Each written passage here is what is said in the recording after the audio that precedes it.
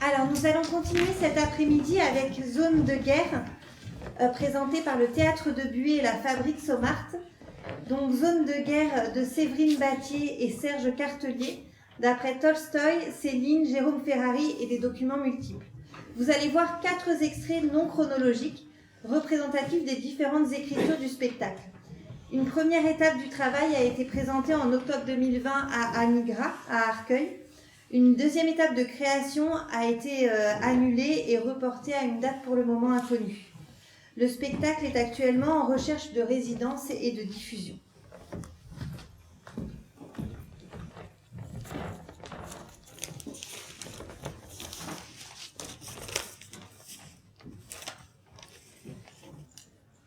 « 24 juillet 1959. Cher Monsieur Isserly, les signataires de la présente lettre, les Girls from Hiroshima, vous envoient leurs salutations cordiales. Nous sommes toutes des jeunes filles qui avaient eu la chance d'échapper à la mort, mais nous avons toutes été blessées à la face, aux extrémités, sur tout notre corps par la bombe atomique qui a été lancée sur Hiroshima lors de la dernière guerre. Nos figures, nos membres portent des cicatrices ou autres traces et nous avons le désir que cette chose horrible qu'est la guerre ne revienne jamais, ni chez nous, ni chez quiconque vivant en ce monde. Nous venons d'apprendre que vous êtes tourmentés depuis les événements d'Hiroshima par un sentiment de culpabilité et que vous avez été envoyés pour cette raison dans un hôpital pour y subir un traitement pour améliorer votre état d'âme. Nous vous adressons cette lettre pour vous exprimer notre profonde pitié et pour vous donner l'assurance que nous ne ressentons à votre égard aucune inimitié. On vous a donné l'ordre de faire ce que vous avez fait.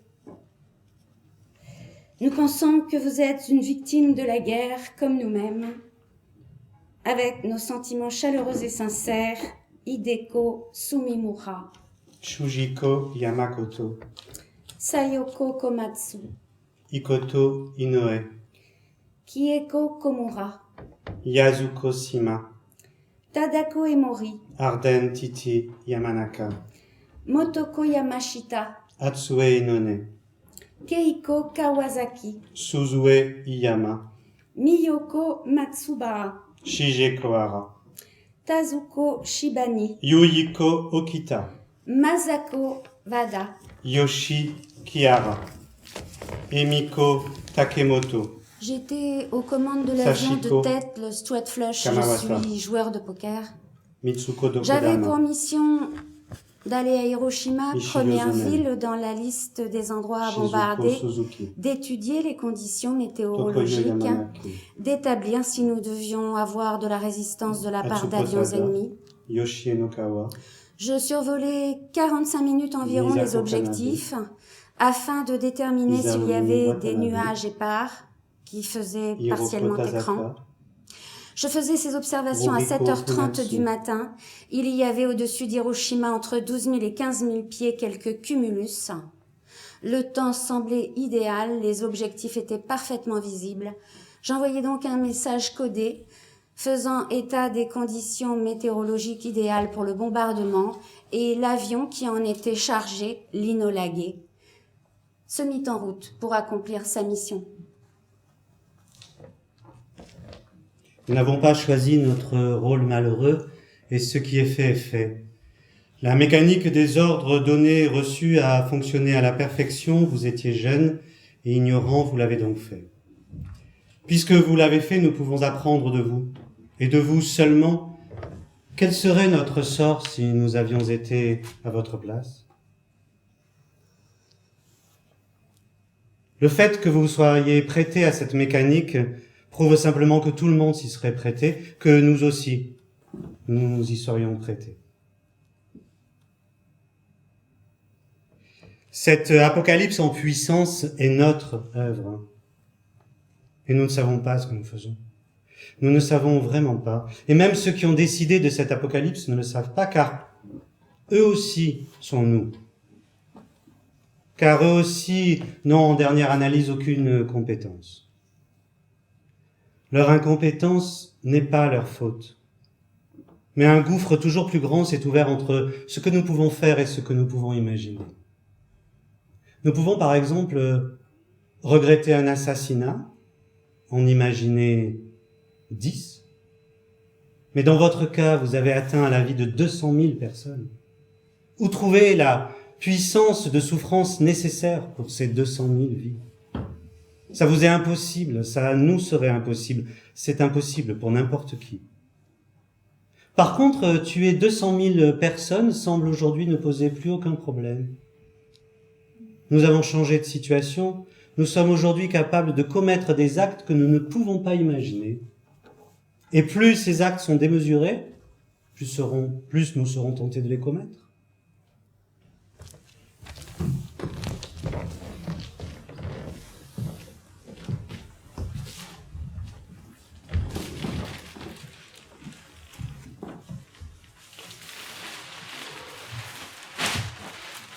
La bataille de Borodino, 1812, fut la première que perdit Napoléon. Aucune des instructions qu'il avait données ne fut exécutée, car ni de l'endroit où il se tenait à ce moment-là, ni de la hauteur où étaient restés ses généraux, on ne pouvait comprendre ce qui se passait. Des heures durant, au milieu d'une fusillade incessante, on apercevait tantôt les Français, tantôt les Russes, tantôt la cavalerie, tantôt l'infanterie paraissait tomber, tirer, se bousculer.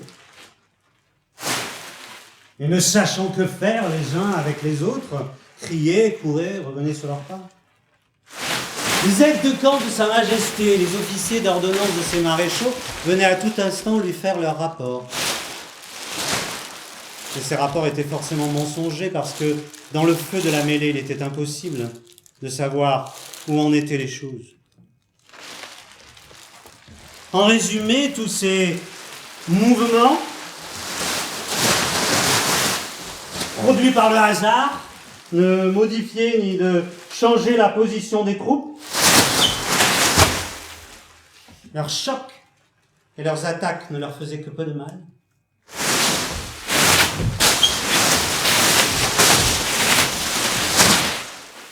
C'était les boulets et les balles perdues qui, traversant l'immense espace, leur apportaient la mort et les blessures.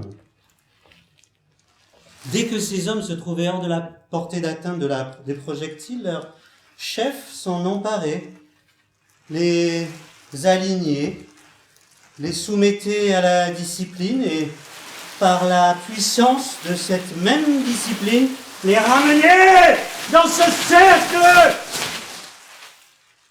de fer et de feu où ils perdaient de nouveau leur sang-froid et couraient à l'aventure en s'entraînant mutuellement. Ce n'était plus une bataille. C'était une boucherie. Sans résultat ni pour les Français, ni pour les Russes.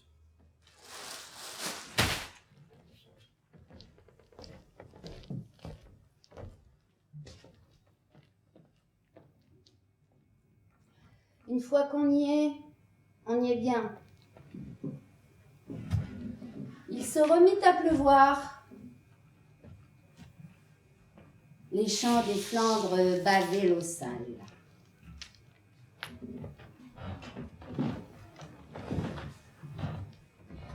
Ils nous firent monter à cheval.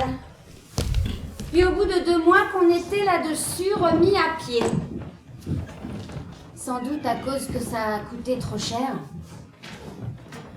Enfin, un matin, le colonel avait perdu sa monture. Son ordonnance était partie avec, on ne savait où. Sans doute dans un petit endroit où les balles passaient moins facilement qu'au milieu de la route. Car c'est là précisément qu'on avait fini par se mettre, le colonel et moi, au beau milieu de la route, moi tenant un registre sur lequel il inscrivait des ordres.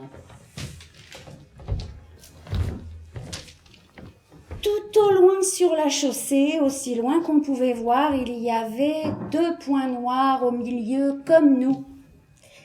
Mais c'étaient 2 Allemands occupés à tirer depuis un bon quart d'heure. Le colonel, lui, il savait peut-être pourquoi ces deux gens l'attiraient. Les Allemands aussi, peut-être qu'ils savaient, mais moi, vraiment, je savais pas. Aussi loin que je cherchais dans ma mémoire, je leur avais rien fait aux Allemands. J'avais toujours été bien polie et bien aimable avec eux. Je les connaissais un peu, les Allemands. J'avais même été à l'école chez eux étant petit, dans les environs de Hanovre. J'avais parlé leur langue. C'était alors une masse de petits crétins gueulards aux yeux palais furtifs comme ceux des loups. On allait toucher les filles. Après l'école, dans les bois d'alentour, on buvait de la bière sucrée. Enfin, de là à venir maintenant nous tirer dans le coffret en plein milieu de la route et sans venir nous parler d'abord, il y avait de la marge et surtout un abîme. Trop de différence. La guerre, en somme, c'était tout ce qu'on ne comprenait pas. Ça ne pouvait pas continuer.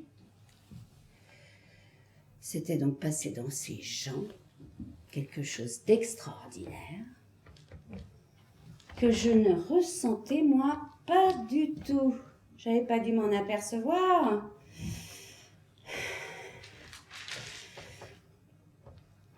Mes sentiments n'avaient pas changé à leur égard. J'avais quand même envie d'essayer de comprendre leur brutalité. Mais avant tout, j'avais envie de m'en aller. Mais alors absolument, énormément, tellement tout cela m'apparaissait soudain comme l'effet d'une formidable erreur. Dans une histoire pareille, il n'y a rien à faire, il n'y a qu'à foutre le camp, que je me disais après tout. Au-dessus de nos têtes, à 2 millimètres, à 1 millimètre peut-être, des tempes venaient vibrer l'un derrière l'autre, ces longs fils d'acier tentants que tracent les balles qui veulent vous tuer dans l'air chaud d'été. Jamais je ne m'étais sentie si inutile parmi ces balles et les lumières de ce soleil. Une immense, universelle moquerie.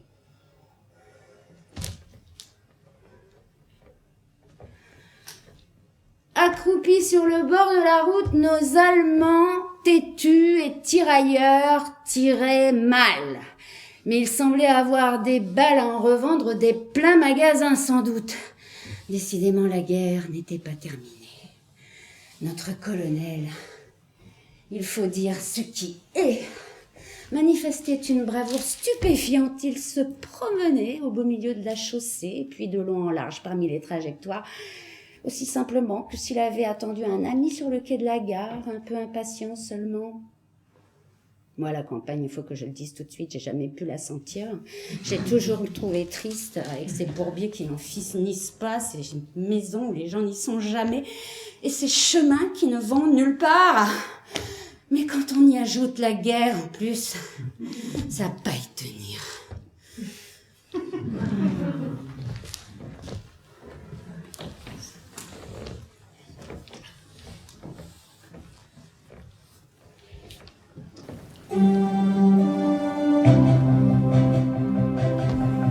Quand je t'aime, j'ai l'impression d'être un roi. Mesdames et messieurs, l'avion n'est pas à l'avenir de la guerre. Ça se passe ici et maintenant, à toute heure du jour et de la nuit. Une douzaine de ces appareils flottent dans les airs et survolent les zones dans lesquelles nous sommes engagés.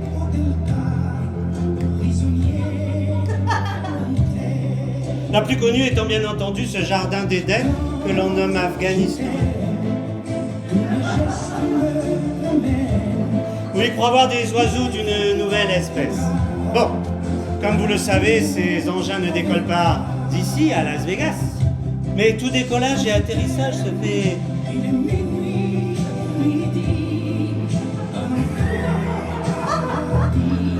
à l'intérieur et tout autour de ce foutu trou paumé avec lequel nous sommes en guerre. Ces engins sont sacrément chiants à manipuler et nous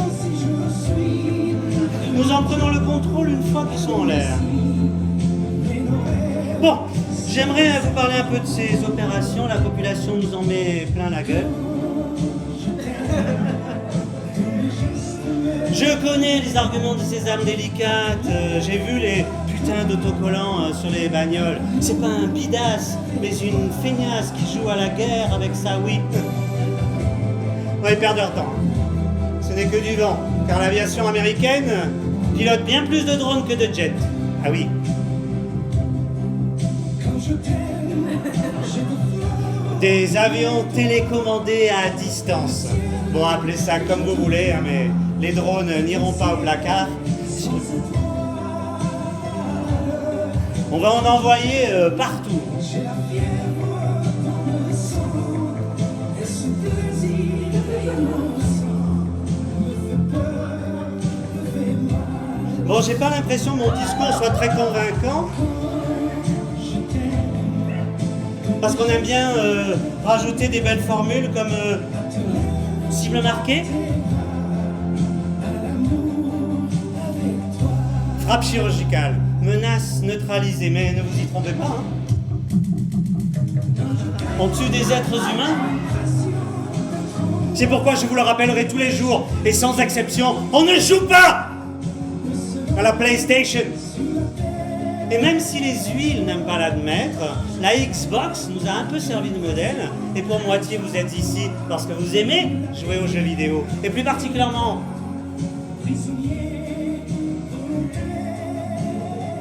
aux jeux vidéo de guerre en vue subjective. Mais cette fois-ci, quand vous appuyez, c'est pas des pixels que vous explosez, c'est de la chair. De la chair humaine.